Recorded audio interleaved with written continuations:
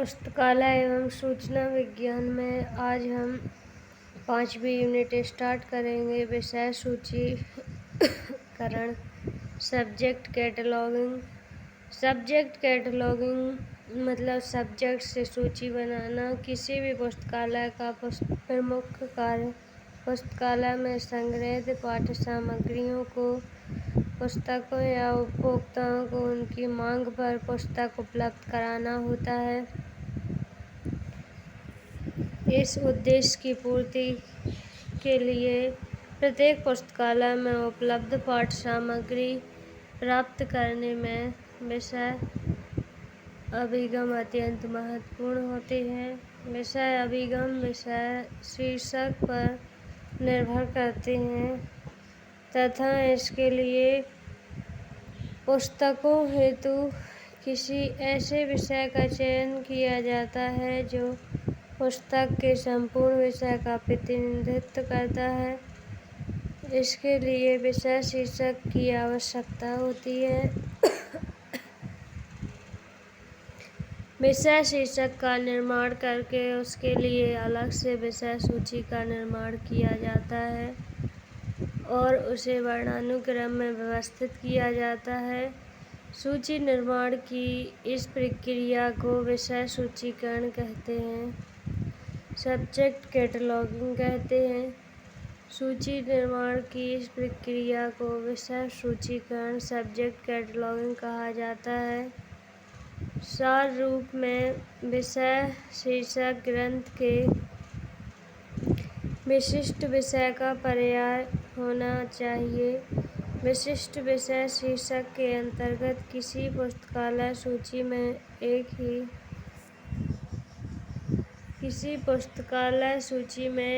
ही विषय वस्तु से संबंधित समस्त सामग्रियों को व्यवस्थित किया जाता है। सब्जेक्ट हेडिंग के सिद्धांतों का प्रतिपादन C.A. Cutter, Charles Amy cutter द्वारा सन 1876 में अपने rules for a dictionary catalogue में किया था। उन्होंने इसके लिए दो मौलिक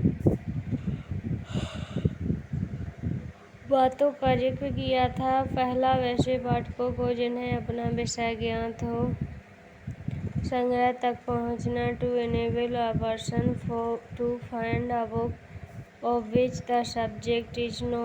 और दूसरा, पुस्तकालय में उपलब्ध उस विषय के समस्त पुस्तकों के संग्रह को दर्शाना, to show what the library has on a given subject. विषय शीर्षक निर्माण की विधियाँ। Method of subject heading. विषय शीर्षक के निर्माण करते समय सूचीकारों द्वारा मुख्यतः दो प्रकार की पद्धति का उपयोग किया जाता है। पहली पद्धति में विषय शीर्षक के निर्माण करते समय मानक विषय शीर्षक सूची जैसे shares list of subject heading, library of Congress subject heading तथा दूसरी पद्धति में डॉक्टर रंगनाथन द्वारा विकसित श्रृंखला प्रक्रिया का प्रयोग किया जाता है। List of subject heading. List of subject heading से तात्पर्य विषयों और पदों के सेटों से है जिसका प्रयोग विषय शीर्षक निर्माण के लिए किया जाता है और यह पद विषय के समस्त पक्षों का संपूर्ण बोध कराता है। विषय प्रविष्टियों के निर्माण के लिए विषय शीर्षक का चयन अत्यंत ही महत्वपूर्ण होता है और इसके लिए किसी मानक पद्धति का अनुसरण करना अनिवार्य हो जाता है जिससे इसे एक रूपता प्राप्त हो सके। अधिकांश पुस्तकालयों द्वारा विषय शीर्षक के निर्माण हेतु विषय शीर्षक सूची ही प्रयोग किया जाता है। वर्तमान समय में विषय शीर्षक सूची Sears list of subject heading और Library of Congress subject heading मुख्य रूप से प्रचलित है।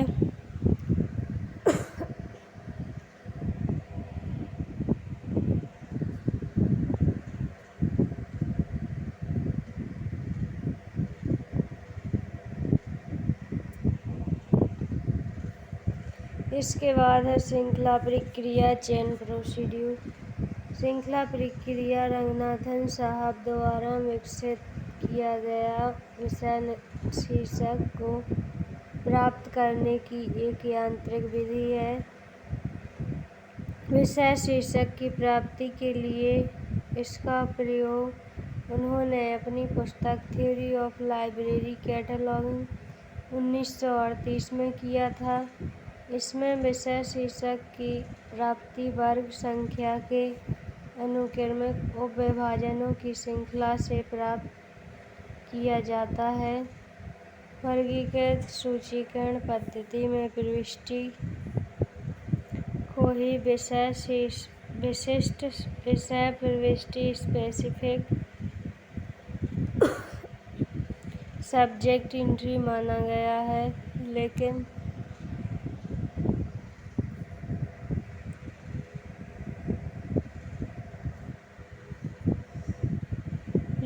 बोधा कॉल नंबर की भाषा कृत्रिम होने के कारण पाठक इसे नहीं समझ सकते हैं। इसलिए इस भाषा की जानकारी देने हेतु श्रृंखला पद्धति का विकास रंगनाथन महोदय ने किया।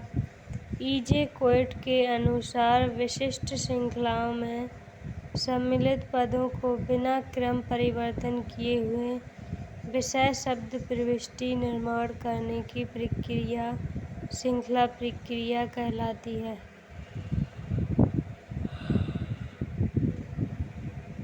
कड़ियों के प्रकार, type of link. Doctor Ranganathan के अनुसार प्रत्येक पुस्तक का वर्गाकार विभिन्न कड़ियों में क्रमबद्ध श्रृंखला है तथा वर्गाकार से विषय शब्द प्रविष्टि के निर्माण के लिए प्रत्येक कड़ी को विश्लेषित किया जाता है।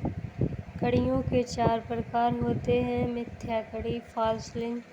ऐसी कड़ी जिसका कोई अर्थ नहीं होता है अथवा जिसकी परिसमाप्ति इस ढंग से होती है जैसे योजन चिन्ह से दशा संबंध का प्रतिनिधित्व करने वाले अंक से, काल एकल से आदि। इसके बाद है आखोज कड़ी, अनसॉर्ट लिंक। यह वह कड़ी है जो किसी वर्ग संख्या के पक्ष के एकल केंद्र के किसी भाग के साथ समाप्त होती है अथवा यह वह कड़ी होती है जिसके द्वारा प्रदर्शित विषय पर पाठ्य सामग्री नहीं हो सकती या पाठकों द्वारा मांग नहीं की जा सकती। इसके बाद है आखोज कड़ी, शॉर्ट लिंक। यह वह कड़ी होती है जो एक जैसे विषय को प्रदर्शित करती है जिस पर पुस्तकालय में सामग्री भी हो तथा उस पर पाठकों द्वारा भी सामग्री खोजी जाती है। इसके बाद है अप्राप्त कड़ी, मिसिंग लिंक। यह वह कड़ी होती है जो अप्राप्त होती है। इसके बाद विषय शीर्षक की प्राप्ति के लिए चरण। इसमें श्रृंखला प्रक्रिया विषय शीर्षक निकालने का कार्य एक यंत्र की भांति करती है। वर्गाकार से विषय शीर्षक उसी प्रकार अलग होते हैं जिस पर किसी माला से टूटकर कड़ियाँ अलग अलग हो जाती हैं। इसमें वर्गाकार का एक श्रृंखला के रूप में विश्लेषण करके विषय शीर्षक प्राप्त किए जाते हैं। पुस्तक के वर्गाकार का मुख्य वर्ग से लेकर विशिष्ट विषय तक विश्लेषण 6 चरणों में होता है। वर्गाकार के विश्लेषण में कई कड़ियों का सहारा लेना पड़ता है। वर्गाकार का प्रथम अंक पहली कड़ी, प्रथम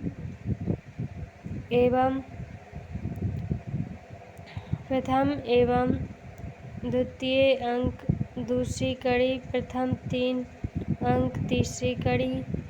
इसी प्रकार अन्य कड़ियाँ प्राप्त की जाती हैं।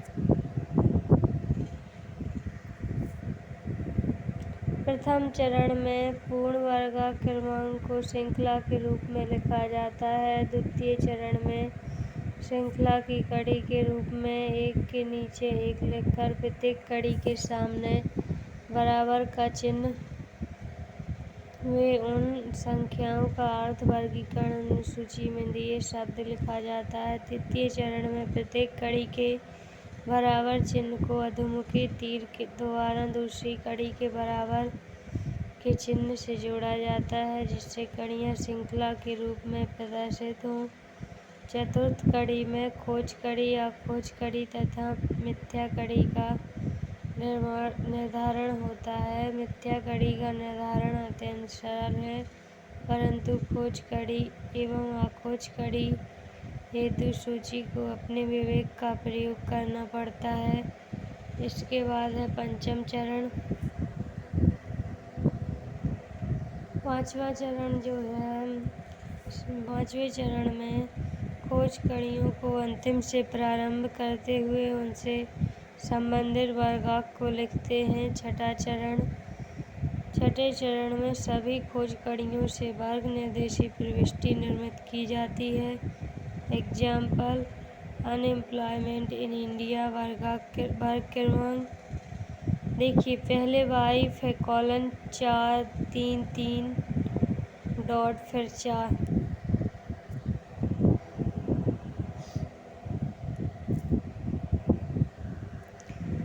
देखिए, फर्स्ट स्टेप, पहला चरण। इस चरण में पूर्ण वर्गांक क्रमांक को श्रृंखला के रूप में लिखा जाता है। y फिर y colon 4 y colon 4 3 y colon 4 3 3 y colon 4 3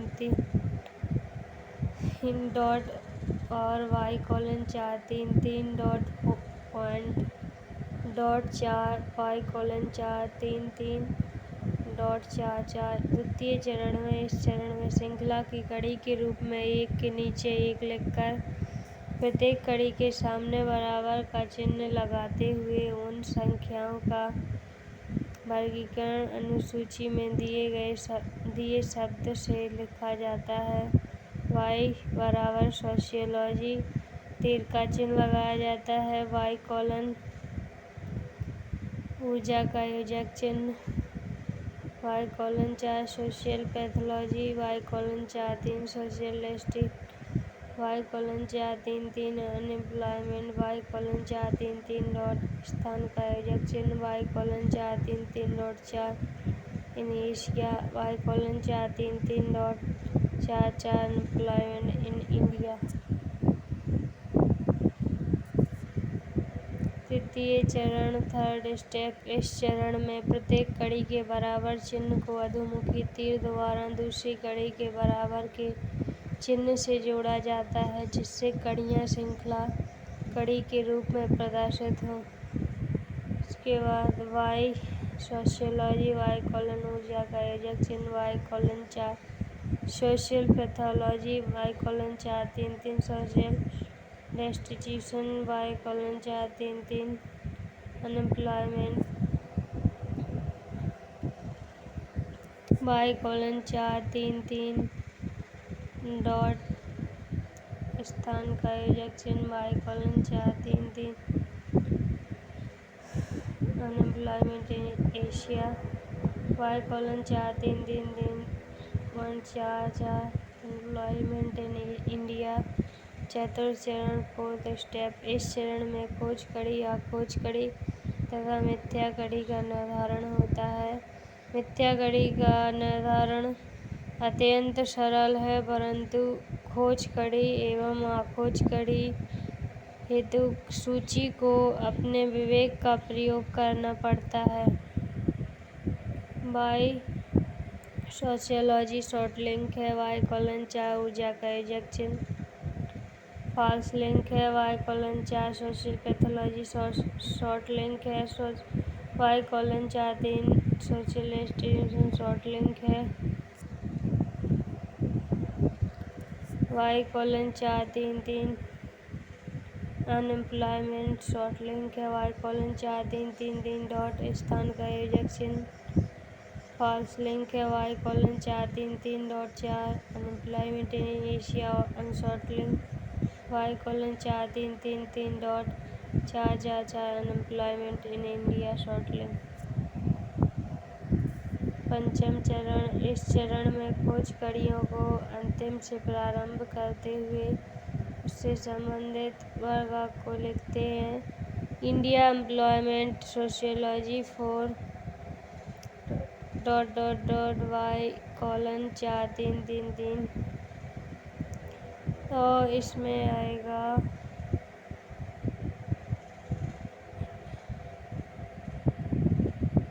unemployment sociology for y:333। इसके बाद है छठा चरण। इस चरण में सभी खोज कड़ियों से वर्ग निर्देशी प्रविष्टि निर्मित की जाती है। आज की क्लास यहीं समाप्त कर देते हैं। आगे की क्लास में library of Congress subject heading पढ़ेंगे। ये नोटबुक में लिख लीजिए, नोट्स बनाते जाइए, वरना फिर ढूंढने में दिक्कत होगी, इसलिए आप नोट बनाते जाइए और नोट बनाना बहुत ही आवश्यक है। जय हिंद, जय भारत।